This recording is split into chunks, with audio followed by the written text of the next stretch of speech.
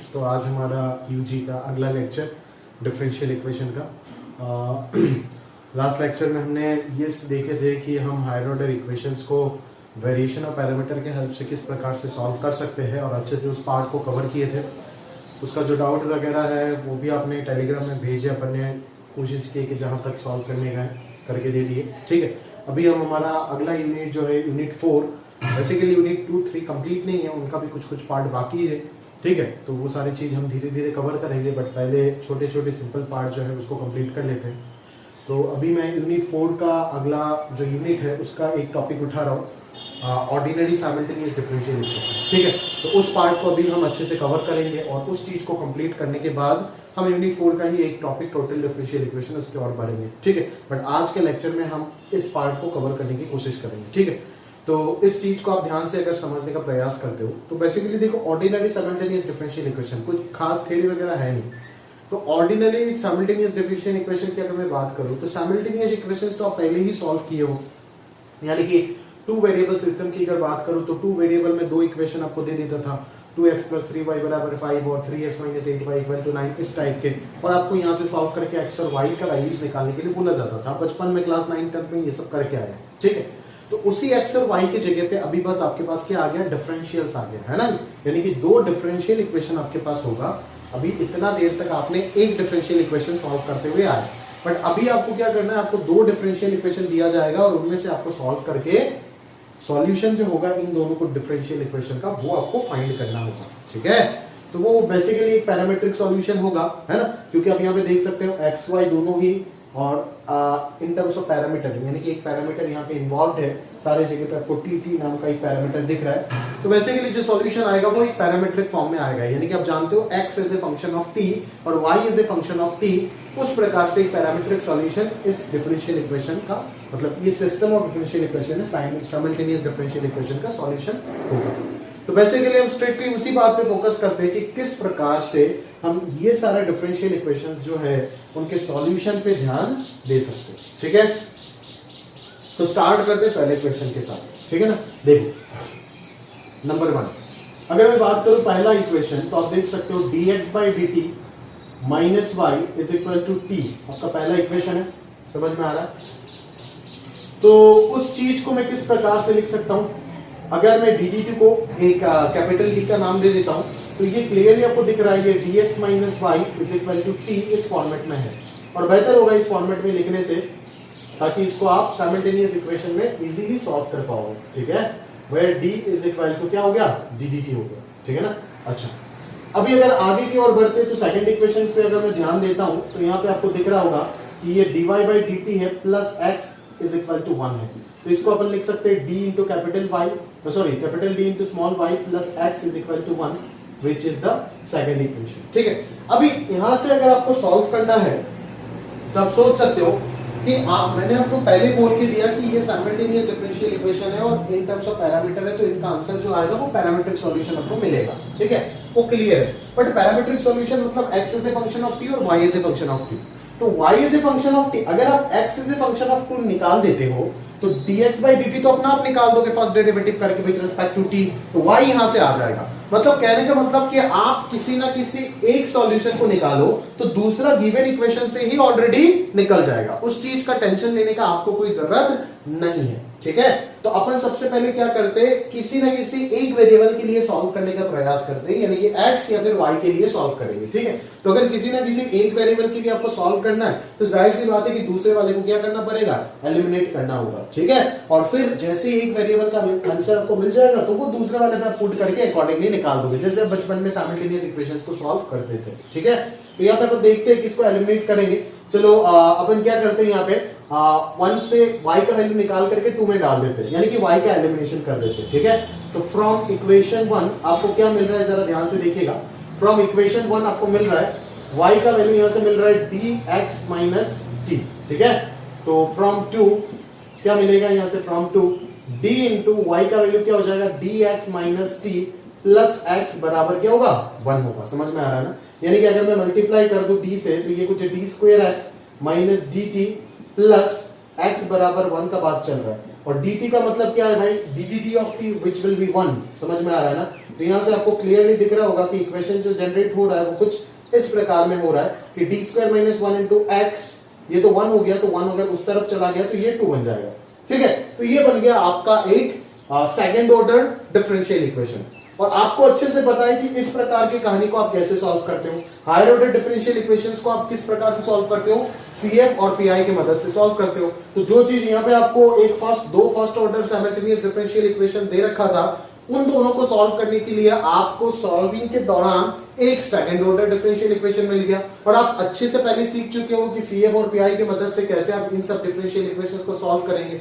पहले उसका auxiliary equation निकालना है, उसके बाद सीएफ आ जाएगा, फिर सीएफ के आधारित पे क्या आ जाएगा, पीआई आपको मिल जाएगा। तो चलो सबसे पहले हम इस डिफरेंशियल इक्वेशन को सॉल्व करते हैं। जैसे ही अपन इस चीज को सॉल्व कर लेंगे तो ये सॉल्व होने के साथ साथ क्या आ जाएगा हमारे पास, x is a function of t आ जाएगा। समझ में आ रहा है ना। अगर यहाँ पे y होता तो y is a function of t मिलता। ठीक है, तो सबसे पहले इसको सॉल्व करते, चलो लिखते हैं the auxiliary differential equation, sorry the auxiliary equation of the above differential equation क्या हो जाएगा, ऑक्सिलरी इक्वेशन क्या हो जाएगा, m स्क्वायर माइनस 1 बराबर 0, जहां से m का वैल्यू जो आएगा वो क्या आएगा, प्लस माइनस 1 आएगा। यानी कि दो रियल और डिस्टिंक्ट रूट्स मिला। तो CF जो होगा वो क्या होगा, क्लियरली पता है, दो रियल और डिस्टिंक्ट रूट अगर हो जाता है तो CF क्या हो जाता है, C1 into e to the power 1 into t plus C2 into e to the power minus 1 into t। तो ये हो गया आपका CF। समझ में आ रहा है ना। ठीक है, अभी आप क्या निकालोगे, PI निकालो, PI निकालो। नाउ PI जो होगा वो क्या होगा आपको अच्छे से पता है, 1 divided by D square minus 1 into 2 का वैल्यू। ठीक है, अभी आपको पता है कि ये अलजेब्रिक है और यहाँ पे d का फंक्शन है f ऑफ d, तो डेफिनेटली ये किससे सॉल्व होना होगा, बाइनोमियल से सॉल्व होगा। आप माइनस को कॉमन ले लो, माइनस को कॉमन ले लो और इसको लिख दो 1 minus D square whole to the power minus 1। ठीक है, तो ये क्या बन जाएगा आपका 1 minus D square plus D to the power 4 minus D to the power 6, इस प्रकार से चलेगा। और आप जानते हो कि डेरिवेटिव ऑफ कांस्टेंट 0 होता है, तो D square D to the power 4 सारे कहानी जो होगा वो क्या हो जाएगा 0। बस बचेगा कौन यहाँ पे 1 into 2 बचेगा, दैट इज माइनस 2। तो ये आ गया आपका पीआई का वैल्यू। तो यहाँ से जो सॉल्यूशन होगा, therefore the solution of the differential equation 3 is क्या होगा, x is equal to होगा ना CF plus PI होगा। CF क्या है भाई, C1 e to the power t plus C2 e to the power minus t plus PI कितना है, -2 है। तो ये हो गया -2। समझ में आ रहा है। तो ये x as a function of t आ गया आपका पूरा पूरा। ठीक है ना, ये आ गया आपका x as a function of t। इसको आप रोमन नंबर 4 डालो। ठीक है, नाउ आपको y निकालना है, तो किसी भी इक्वेशन पे चले जाओ फ्रॉम 1, y का वैल्यू क्या हो जाएगा, dx माइनस t होगा ना। यानी कि dx मतलब क्या, dt of x। What is x, x is c1 e to the power t plus c2 e to the power minus t minus 2 और इधर माइनस t। तो ये हो जाएगा c1 e power t minus c2 e power minus t और minus 2 का differentiation 0 और minus t बाहर। तो ये आ गया y as a function of t। समझ में आ रहा है ना। तो ये x as a function of t मिल गया और ये y as a function of t मिल गया। तो ये दोनों के दोनों क्या पैटर्न है, एक पैरामीट्रिक सॉल्यूशन का पैटर्न है ना। डेरिवेटिव चैप्टर में किए होंगे क्लास 12 में, पैरामीट्रिक सॉल्यूशन क्या होता है। देयरफॉर कंक्लूजन क्या लिख देंगे, the equations 4 and 5 constitute the general solution of the differential equation। the general solution of the differential equation कौन, यहाँ पे आपका रोमन नंबर 1 या फिर जो भी आप माने थे, general solution of the simultaneous differential equations, general solution of the simultaneous differential equations कौन, 1 and 2।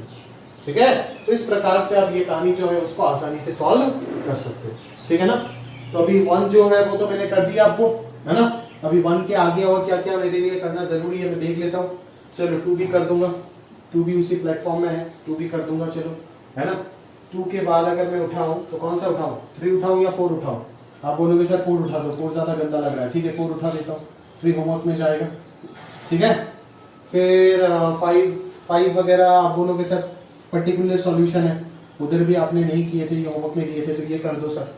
ठीक है, 6 तो आप सिंपल है, कर सकते हो 6। 7 की बात करूं तो वो भी होमवर्क में डालूंगा तो चल जाएगा, चलेगा नहीं चलेगा, चलेगा ना भाई। चल जाएगा, 7 8 होमवर्क में डालूंगा तो चल जाएगा, ठीक है 9 कर दूंगा, चलो है ना। तो अभी और 4 क्वेश्चन 2 4 5 और 9 उसके और अपन बढ़ते हैं, और उसके बाद और 6-7 क्वेश्चन लेंगे और देखेंगे उनमें से क्या करते हैं, ठीक। तो चलिए देखते हैं एक बार बाकी आगे क्वेश्चंस क्या क्या है ना। क्वेश्चन नंबर 2 हमें करना था, देखते हैं 2 पे क्या बोला जा रहा है। क्वेश्चन नंबर 2 पे आपको बोला जा रहा है dx by dt is equal to 3x plus 2y, और इधर आपको दिख रहा होगा dy अपॉन dt बराबर 5x प्लस 3y। तो आपने dt को क्या मान लिए, कैपिटल D मान लिए। तो यहाँ से क्लियरली आपको दिख रहा होगा कि capital D into X is equal to 3x plus 2y आपको बन रहा है इक्वेशन। यानी कि यहाँ से आप लिख सकते हैं capital D minus 3 into x plus twice Y बराबर 0। This is your equation number 1। समझ में आ रहा है। आगे अगर अपन बात करें तो यहाँ पे दिख रहा होगा dy is equal to 5x plus 3y। अगर मैं इंप्लाई दे करके लिखूं तो ये d minus 3 into Y is equal to 5x, है ना, या फिर माइनस 5x बराबर 0 लिख सकते हो, कोई इशू नहीं है। रोमन 2, ठीक है। अभी आपको पता है यहाँ पे लिख के रख दो where capital D is equal to d dt, ठीक है। अभी आपको अच्छे से पता है कि आप इन दोनों इक्वेशन को सॉल्व करने के लिए आपको एलिमिनेशन करना होगा किसी ना किसी वेरिएबल को। तो आप अगर y को एलिमिनेट करते तो y का value using 2 in equation 1 we have. Second equation से अपन क्या निकालेंगे, y का वैल्यू निकालेंगे और पहले वाले पे पुट कर देंगे। तो पहले वाला है d minus 3 into x plus 2 into Y का वैल्यू यहाँ से क्या मिल रहा है 5x divided by d minus 3 is equal to 0 मिल रहा है। इसको अगर मैं सुंदर से लिखूं तो ये d minus 3 whole square into x plus 10x बराबर 0 दे रहा है, जहां से आपको क्लियरली मिल रहा है कि d minus 3 whole square plus 10 into x बराबर 0। समझ आता है, क्लियर। तो ये आपका बन गया एक सेकंड ऑर्डर डिफरेंशियल इक्वेशन, और अभी आपको इसको सॉल्व करना है, ठीक है। तो आप लिखोगे here the auxiliary differential equation is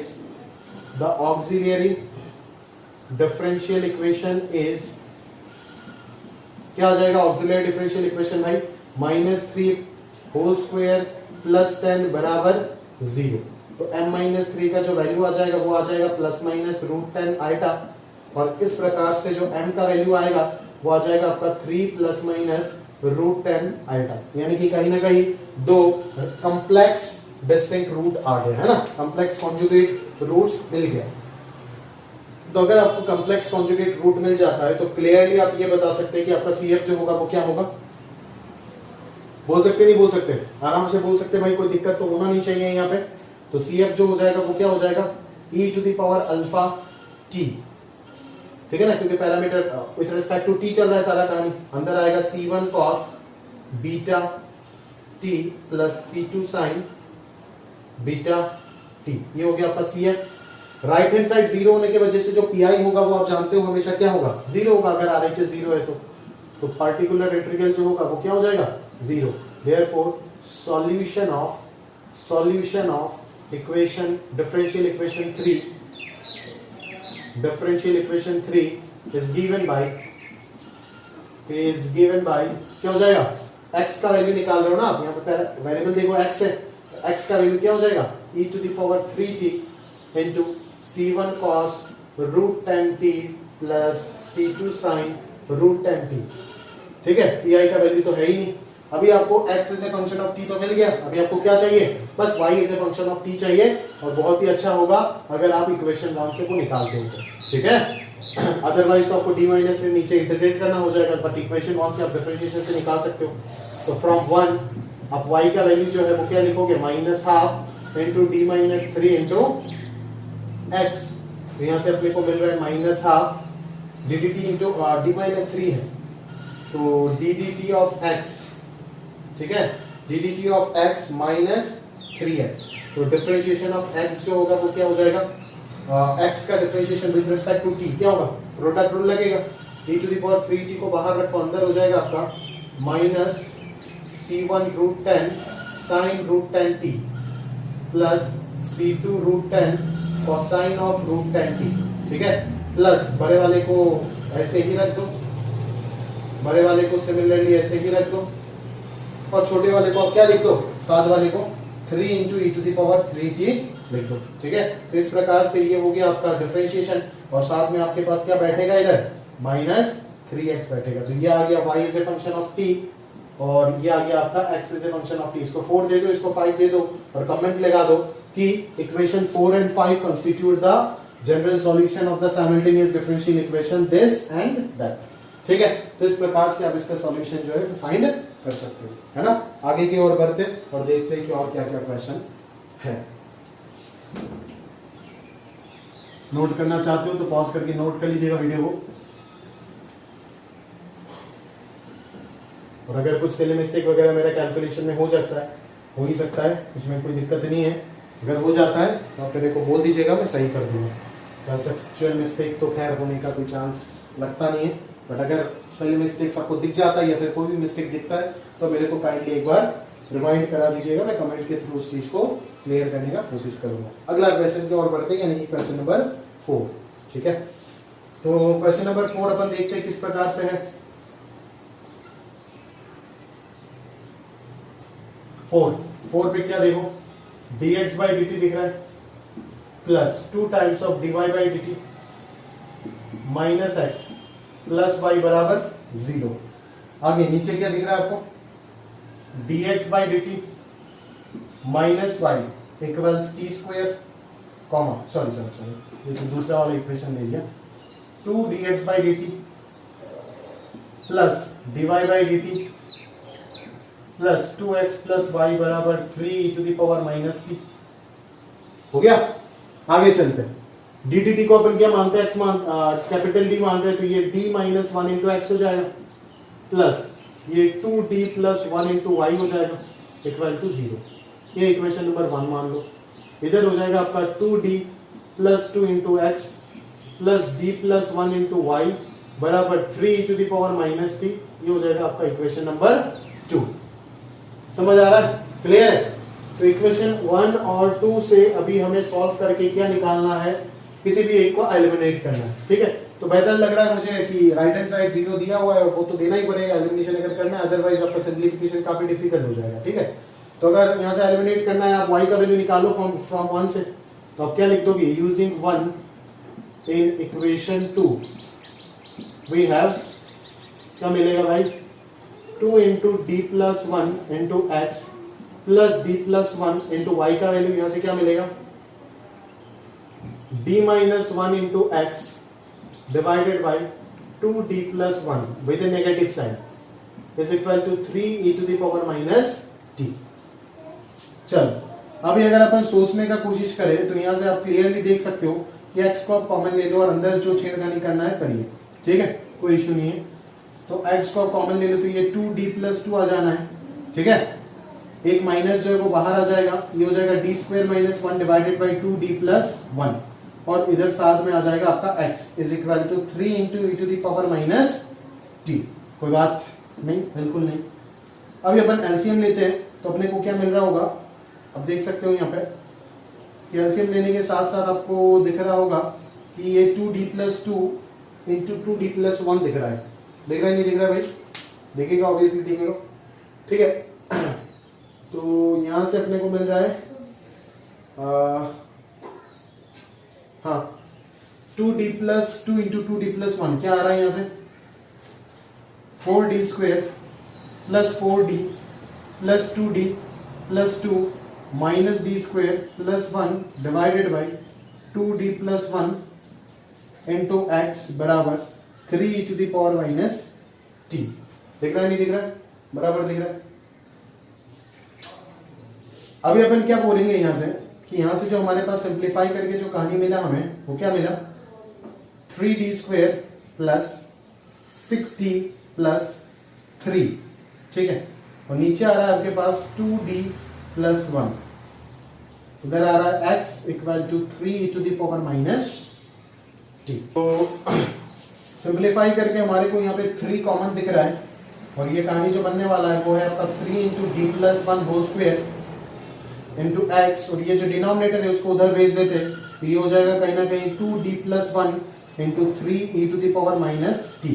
तो ये 3 और 3 उड़ा देते हैं, और नीचे जो आने वाला है वो है आपका d plus 1 whole square into x बराबर two D E to the power minus two, यानी कि derivative of E to the power minus two क्या हो जाएगा, minus two E to the power minus two plus one into E to the power minus T हो जाएगा E to the power minus T. तो ये बन गया आपका जो डिफरेंशियल इक्वेशन है, यानी कि 2 degree differential second order differential equation, जिसको हम 3 मार्क कर देंगे। अभी यहाँ से आपको सी एफ टी आई निकाल करके x का value as a function of t express करना होगा, ठीक है। तो आप सबसे पहले लिखोगे, क्या लिखोगे, the auxiliary differential equation is, the auxiliary here, the auxiliary differential equation is, क्या हो जाएगा भाई यहाँ से m plus one whole square बराबर 0। यहाँ से m का वैल्यू जो है वो दोनों ही -1 और -1 आ रहा है, तो CF जो है वो रियल एंड इक्वल रूट्स आने के कारण CF हो जाएगा C1 plus C2t into E to the power minus t. And PI जो होगा वो आपका क्या हो जाएगा, PI हो जाएगा आपका 1 डिवाइडेड बाई d प्लस 1 का होल स्क्वायर इंटू इधर रह जाएगा आपका एक्सपोनेंशियल माइनस टी। अच्छा, इसको तो एक साथ लिख सकते हैं ना, ये तो सिर्फ minus e to the power minus T हो जाएगा, ठीक है, minus e to the power minus T हो जाएगा, ठीक है। तो इस माइनस को बाहर निकाल दो, यहाँ पे -1 है वो डी के जगह पे डाल दो, क्योंकि वही तो करते हैं, बट ये तभी करते हैं हम जब हमारा डिनोमिनेटर नॉन जीरो होता है। अगर डिनोमिनेटर जीरो हो गया, देखिए यहाँ पे -1 डालने के बाद डिनोमिनेटर जीरो हो जाएगा, तो इसको एक बार डेरिवेटिव करेंगे ना, यानी कि 2 इंटू डी प्लस 1 डालेंगे और इधर आ जाएगा E to the power minus T. समझ में आ रहा है, क्लियर है। तो यहां से अगर अपन सोचे तो क्या कर सकते हैं, ज्यादा कुछ करने का तो जरूरत नहीं है। यहां से अपन अभी अगर डी के जगह पे ए डाल सकते हैं ना, एफ ऑफ डी के जगह पे एफ ऑफ ए हो जाएगा, तो एफ ऑफ ए अभी भी 0 देगा आपको, ठीक है। तो फर्दर आप डिफरेंशिएट करोगे इसको, तो ये हो जाएगा -1/2 E to the power minus T. तो ये आ गया पी आई। तो आपका जो सॉल्यूशन हो जाएगा, therefore solution of the differential equation 3 is given by, क्या हो जाएगा, हो जाएगा आपका x is equal to CF कितना आएगा, C1 plus C2t e to the power minus t plus PI हो जाएगा -1/2 e to the power t। इसको नीचे लेकर के आ जाए, ठीक है। तो ये हो गया आपका CF, ऊपर ही रख दो क्योंकि आगे डिफरेंशिएशन भी करना होगा। ये हो गया आपका x is a function of t। अभी y is a function of t आप निकाल सकते हो easily from any of the equation given above, ठीक है। तो आप कौन सा इक्वेशन यहाँ पे यूज करना चाहते हो वो आपके ऊपर है, 1 ही ले लो तो बेहतर होगा। तो 1 से अगर मैं बात करूं तो कैसे आप यूज करोगे, कैसे निकालोगे y को, अगर सोचते हैं तो d minus 1 into x, d minus 1 into x plus is equal to है आपका minus of 2d plus 1 into y. तो d माइनस 1 इंटू एक्स कितना होगा, पहले तो वो निकालो, d माइनस 1 यानी कि dx माइनस एक्स होगा, ठीक है, dx माइनस एक्स होगा। तो dx माइनस एक्स होने के बाद अपन क्या करेंगे यहाँ पे, dx कितना आ गया भाई, dx हो गया आप देख सकते हो d इंटू एक्स है ना, यानी कि c1 e to the power minus T का derivative minus c1 e to the power minus T, फिर प्लस c2, ठीक है, c2 d into capital x t e to the power minus T का derivative वो कितना हो जाएगा, minus T to the power minus T plus E to the power minus T into derivative of T is 1, और इधर हो जाएगा plus half E to the power minus t which is equal to minus of 2d plus 1 into y. सही है भाई।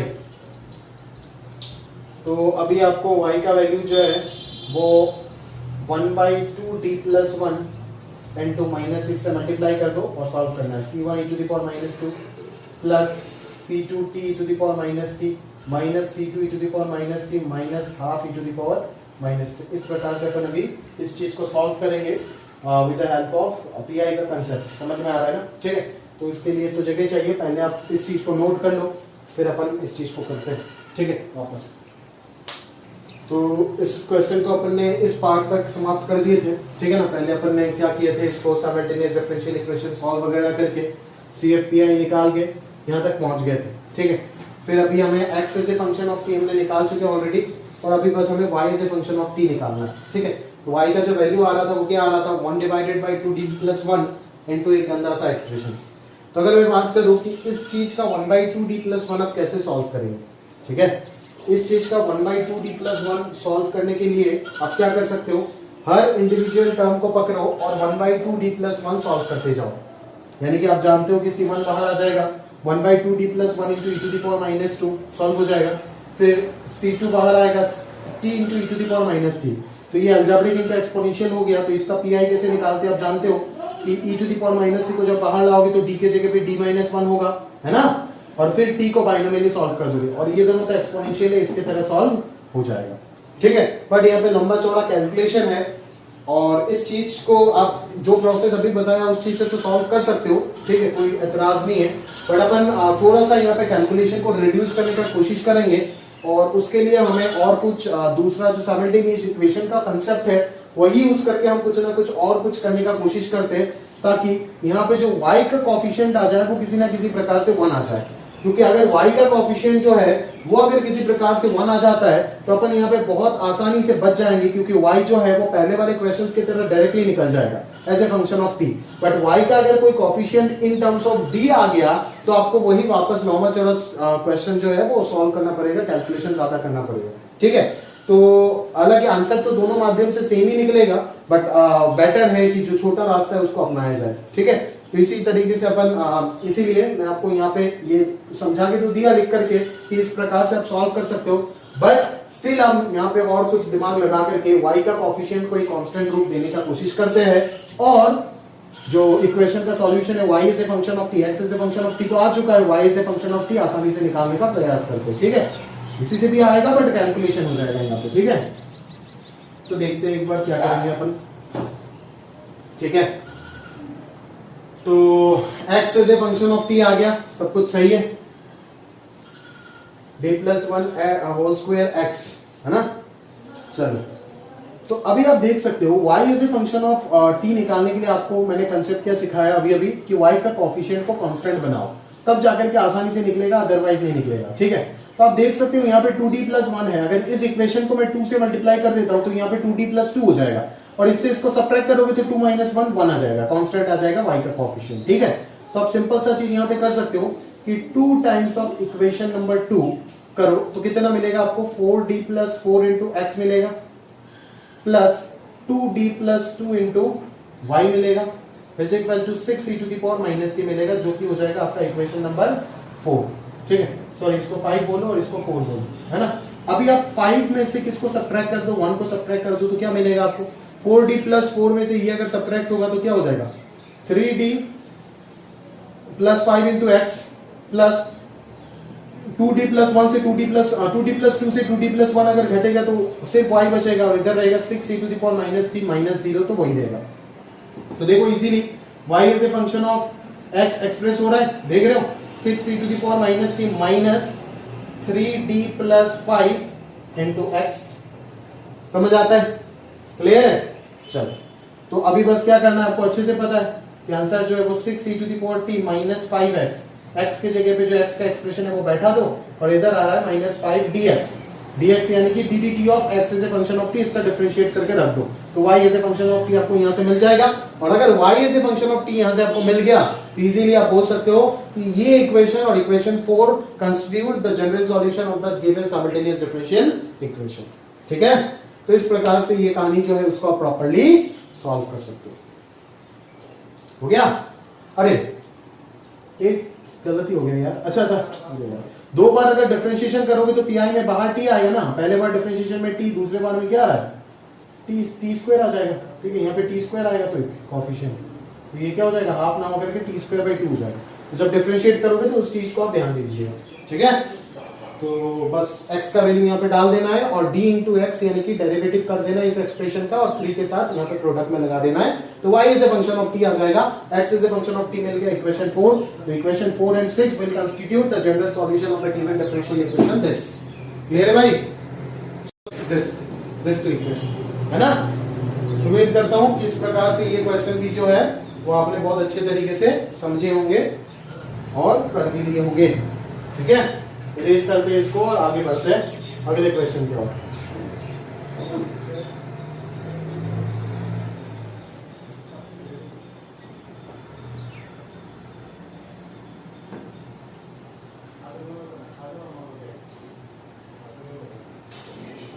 चलो अगला question देखो, क्वेश्चन नंबर 5। क्वेश्चन नंबर 5 देख सकते हो, dx by dt minus y बराबर t square, dx by dt minus y बराबर टी स्क्वायर, यहां से क्लियरली मिल रहा है dx minus y is equal to t square, ठीक है।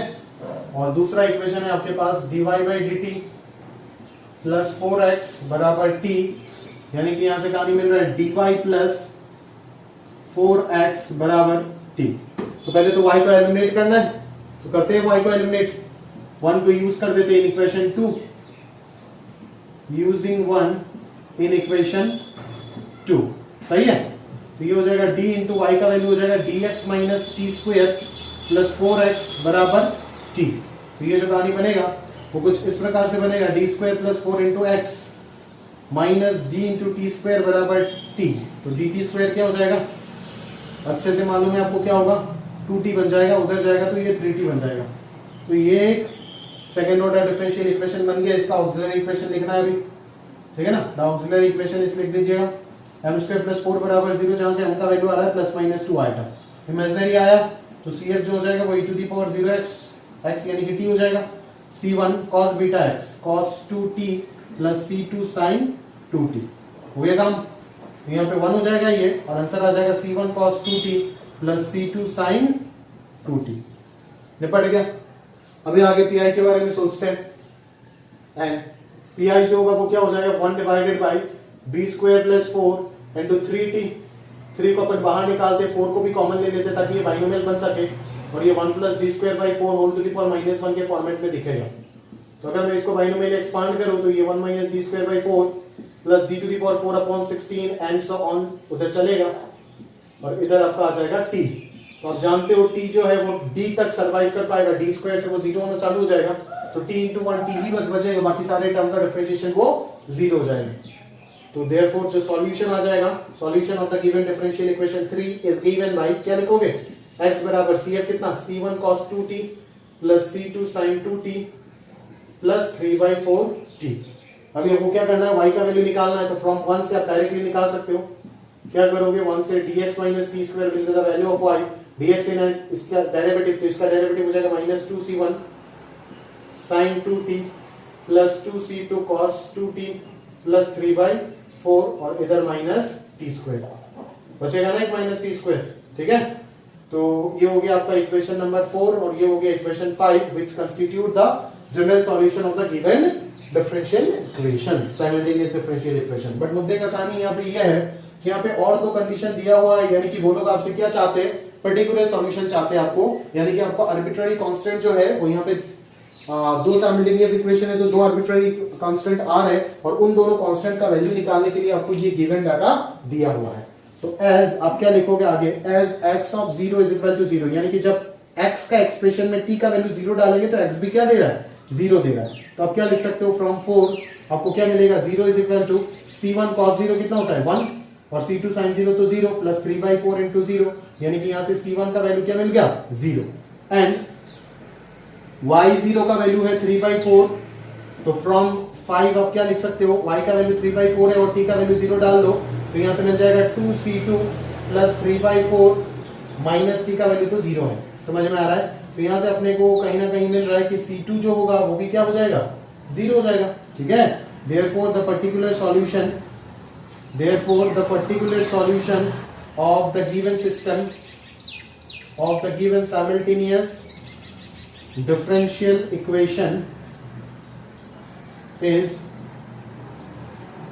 क्या हो जाएगा, x c1 भी 0 हो गया, c2 भी 0 हो गया, तो x का वैल्यू क्या हो जाएगा 3t/4, एंड y का वैल्यू जो होगा वो भी क्या हो जाएगा 3/4 माइनस टी स्क्वायर। तो इस प्रकार से इसका जो सॉल्यूशन आ गया वो आप देख सकते हो। यहां से अगर मैं t का वैल्यू 4x/3 यहाँ पे डाल देता हूं तो ये एक वर्टिकल पैराबोला हो जाएगा, जो कि इस गिवन डिफरेंशियल इक्वेशन का एक पर्टिकुलर सॉल्यूशन है अंडर दिस कंडीशन। समझ में आ रहा है। तो इस प्रकार से अगर आपको साइमल्टेनियस इक्वेशन का जनरल सॉल्यूशन के बाद वो लोग पर्टिकुलर सॉल्यूशन भी पूछना चाहते हैं तो यूजिंग द गिवन कंडीशंस आप इजीली उसको डिटरमाइन कर सकते हो, दैट इज आर्बिट्ररी कांस्टेंट्स को ढूंढ करके निकाल दो, सॉल्व करके आपके पास अपना पर्टिकुलर सॉल्यूशन जो है उसका आंसर मिल जाएगा। ठीक है, अभी आखिरी क्वेश्चन उस चीज को देख लेते हैं और फिर आगे बात करते हैं, ठीक है। क्वेश्चन नंबर 9, ठीक है। चल क्वेश्चन नंबर 9 की ओर बढ़ते हैं और देखते हैं कि कहानी में क्या पूछा जा रहा है। एक लंबा चौड़ा इक्वेशन दे रखा है आपको, 4dx/dt, उस टाइप के समथिंग कुछ देख सकते हो आप। क्या दे रखा है इक्वेशन 9 में, देखते हैं। होमवर्क वगैरह तो पहले ही नोट कर लिए होंगे, तो हम कोशिश करें इस जगह अगर ज्यादा चाहिए तो इस पार्ट को भी अच्छे से इरेज कर देने का कोशिश करते हैं। 9 को छोड़ के बाकी सारे चीज को हटा देते हैं। 9 भी चला गया क्या? अरे यार,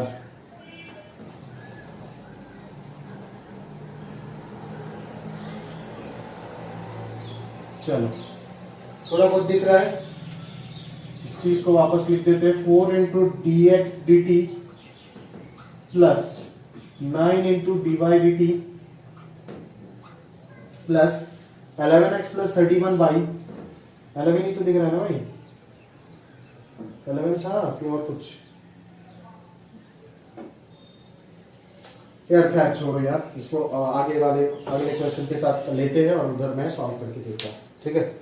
तो यहाँ पे आप देख सकते हो आपका जो क्वेश्चन नंबर 9 था वो मैंने यहाँ पे लिख दिया और उसके साथ और कुछ क्वेश्चंस ऐड कर दिए। टोटल 16 क्वेश्चन है। उधर मैंने आपको कुछ होमवर्क दिए थे, कुछ करके दिए थे, और इधर मैं ये 9 वाला तो करना ही था।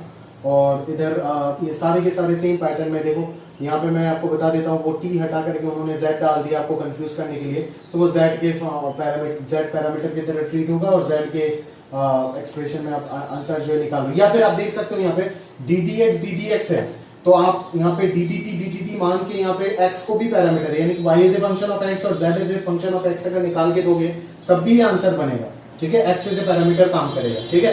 तो इस चीज को आप खुद से सॉल्व करोगे। ये तो एकदम सिंपल प्लेटफॉर्म है, कुछ भी नहीं है। ये क्वेश्चन अभी जो क्वेश्चन नंबर 5 किया था, जहां पे मैंने पैराबोला वाला निकाला था ना पर्टिकुलर सॉल्यूशन के अंदर में, तो उधर मैं उसको भी दे सकता था कि x of 0 = 0 and y of 0 = 3/4 then prove that the solution represents a parabola, ठीक है ना। x, y lies on a parabola, ठीक है। तो यहाँ पे उसी प्रकार से ये इक्वेशन है, ये आपका सर्कल का चीज है जो आपको सॉल्व करके निकालना है, ठीक है।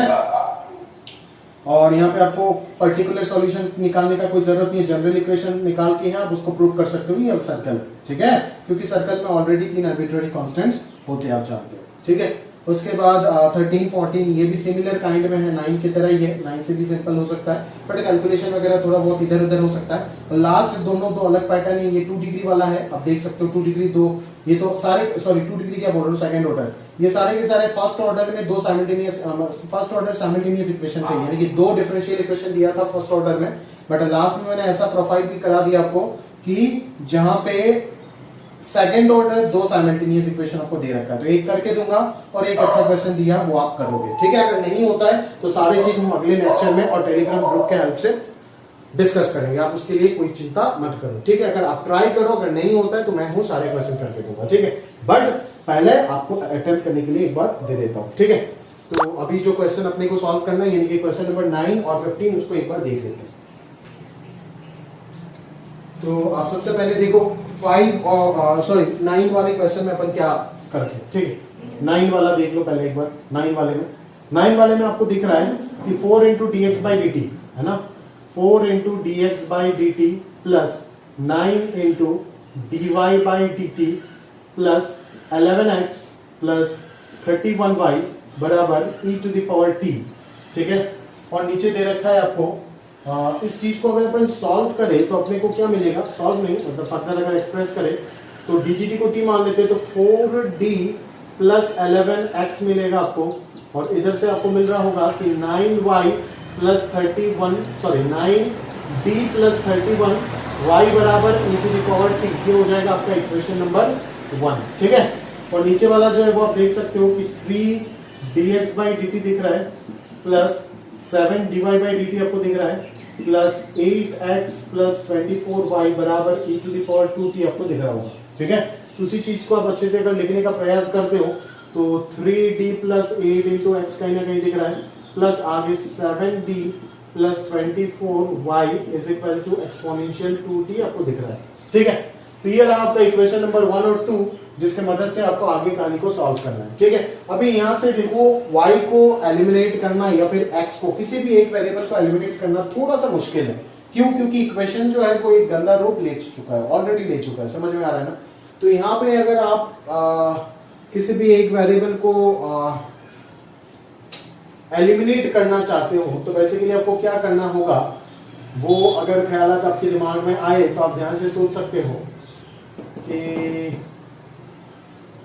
33 और यहाँ पे अपने बनने वाला है, हाँ x का वैल्यू निकालना है या फिर y का वैल्यू निकालना है। तो इन टर्म्स ऑफ क्या, y का वैल्यू अगर सोचते हैं इन टर्म्स ऑफ y, तो 7 से अगर इसको मल्टीप्लाई करते हैं तो यहाँ पे 63, यहाँ पे 9 से मल्टीप्लाई करेंगे 63, वो तो बन जाएगा। बट 7 इंटू 31 कितना होगा, 7 217 हो जाएगा। और 9 इंटू 24 कितना हो जाएगा,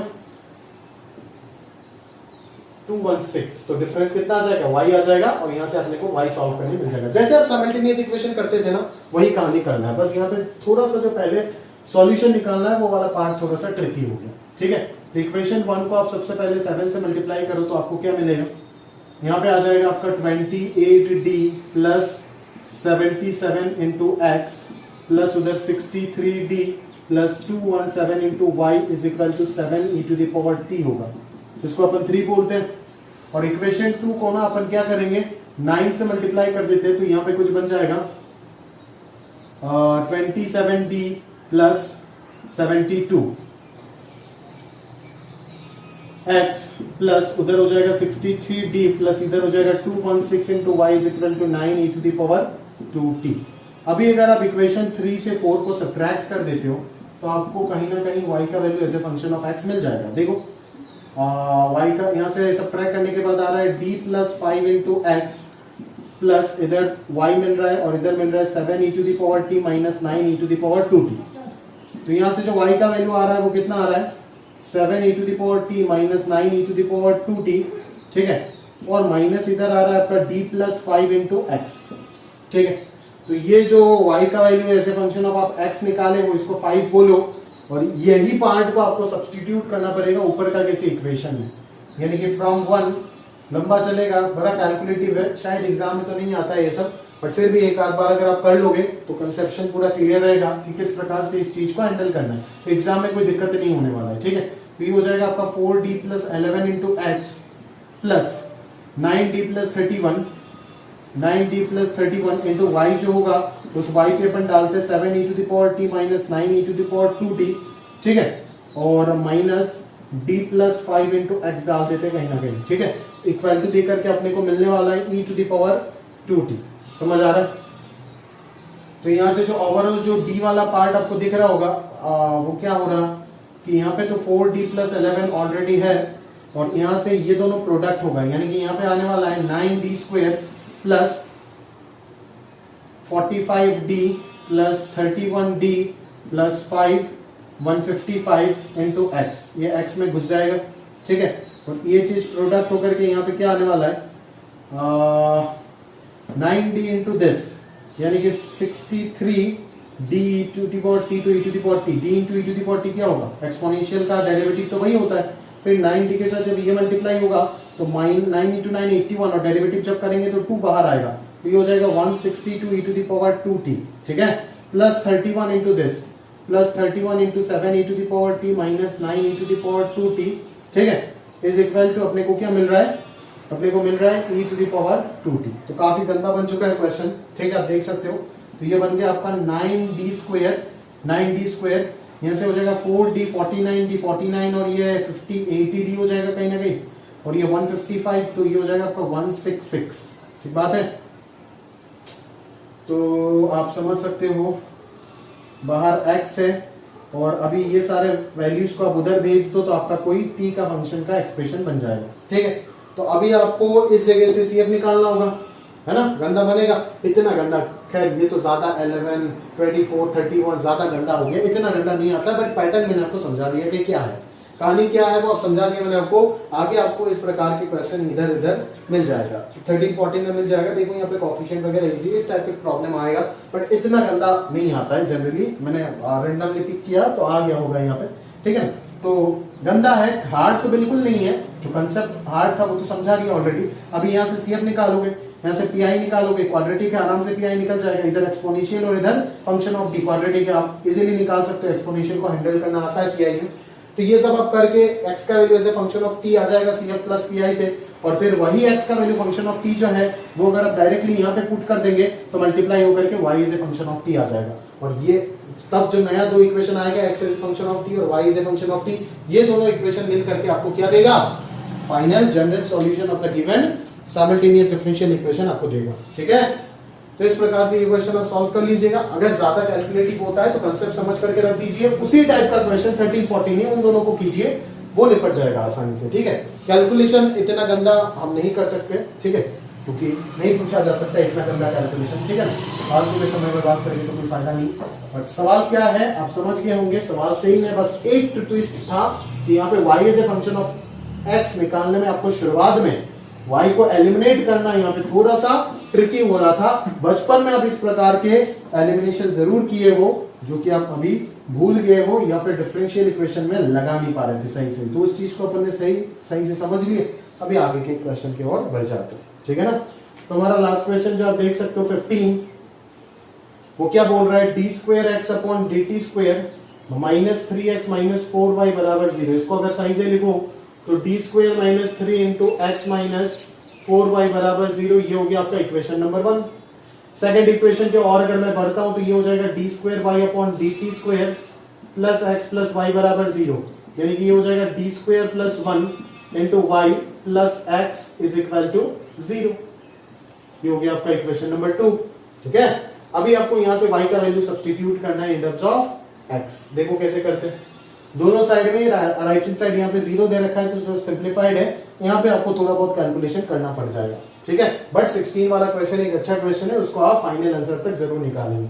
ठीक है, फाइनल आंसर तक 9 वाला निकालने का जरूरत नहीं, बाकी सारे का फाइनल आंसर तक पहुंचना है। फ्रॉम 1 एंड 2 आपको क्या मिलेगा, d square plus 1 into Y का वैल्यू आप क्या डालेंगे यहाँ से, d square minus 3 into x divided by क्या हो जाएगा 4 हो जाएगा, है ना, प्लस यहाँ पे x इज इक्वल टू 0 है, तो ये कितना बनेगा, ये बन जाएगा d to the power 4 minus 3 d square plus d square कितना हो जाएगा माइनस 2 डी स्क्वायर माइनस 3। ठीक है, और x तो कॉमन ले लेंगे तो प्लस 4 डिवाइडेड बाई 4 आ जाएगा और इधर आ जाएगा आपका x बराबर 0। ठीक है ना, तो ये हो जाएगा d to the power 4 minus 2 d square plus 1 divided by 4 into x बराबर 0, जो कि एक परफेक्ट स्क्वायर बनने वाला क्लियरली देख सकते हो। डी स्क्वायर माइनस 1 का ये क्या है, होल स्क्वायर है, नीचे 4 है और बाहर है आपका x बराबर 0। ठीक है, तो यहां से अपने को क्लियरली दिख रहा होगा कि ये जो चीज है वो क्या है, ये जो चीज है वो फंक्शन ऑफ t है। यहां से आप क्या निकाल सकते हो, ऑक्सिलरी इक्वेशन। तो ऑक्सिलरी इक्वेशन इसका क्या आएगा, क्लियरली दिख रहा है ना, m का वैल्यू प्लस माइनस 1 आएगा और दोबारा भी प्लस माइनस 1 ही आएगा। ठीक है, तो CF जो होगा वो क्या हो जाएगा, रिपीटेड तो दिख रहा है ना, रिपीटेड तो क्लियरली दिख रहा है, तो C1 प्लस क्या हो जाएगा, C1 plus C2t into e to the power, एक बार तो 1 1 रिपीटेड है, इसको 1 1 और माइनस 1 तो 1 1 के लिए हम क्या लिख सकते हैं, C1 plus C2t e to the power t plus minus 1, ये एक अलग टाइप का क्वेश्चन मिल गया, उसके लिए आप लिखोगे C3 plus C4t into e to the power minus 3। ठीक है, तो इक्वल है और आपका इक्वल है और आपका रिपीटेड भी है। ठीक है, तो उन दोनों के लिए रियल एंड डिस्टिंक्ट वाला फंडा भी चल रहा है, ये देखो e to the power t power minus 3 और इक्वल, दो रूट इक्वल का फंडा भी चल रहा है। तो इस प्रकार से CF कैसे लिखा जाता है मैंने आपको स्टार्टिंग में ऑफलाइन क्लास में सिखाया था। ठीक है ना, तो याद है ना, 12 डिग्री 12 ऑर्डर का डिफरेंशियल इक्वेशन का CF लिखाया था, वही उसी प्रकार से आप कर सकते हो, नोट्स एक बार चेक कर लीजिएगा।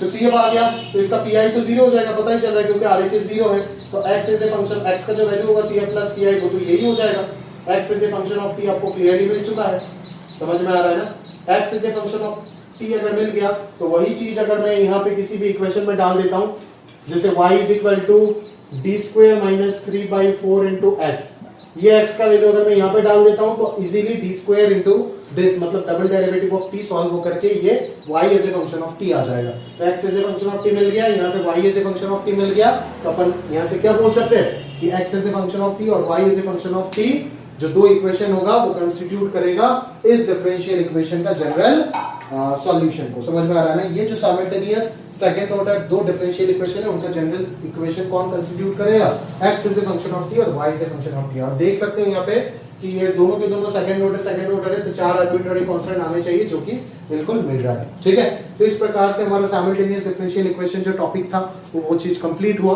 खैर कंप्लीट तो पूरा हुआ नहीं, मेरा पढ़ाना मेरी तरफ से पूरा कंप्लीटेड है। अभी आप जब होमवर्क सारे खत्म करेंगे और पूरा चीज को हम डिस्कस करेंगे अच्छे से टेलीग्राम और नेक्स्ट लेक्चर में, तो जाकर के ये कंप्लीटली खत्म होगा। ठीक है, और उसके बाद हम अगले लेक्चर में स्टार्ट करेंगे हमारा टोटल डिफरेंशियल इक्वेशन। ठीक है, तो आज के लिए हम यहीं पे समाप्त करते हैं हमारा लेक्चर, और आप जो है वो प्रॉपर्ली अपना होमवर्क जो है उसको कंप्लीट करके डाउट सारे मेरे को पूछ लीजिएगा। अगर आंसर चाहिए तो भी पूछ लीजिएगा, आंसर दे देंगे टेलीग्राम में। ठीक है, तो आज के लिए यहीं तक रखते हैं।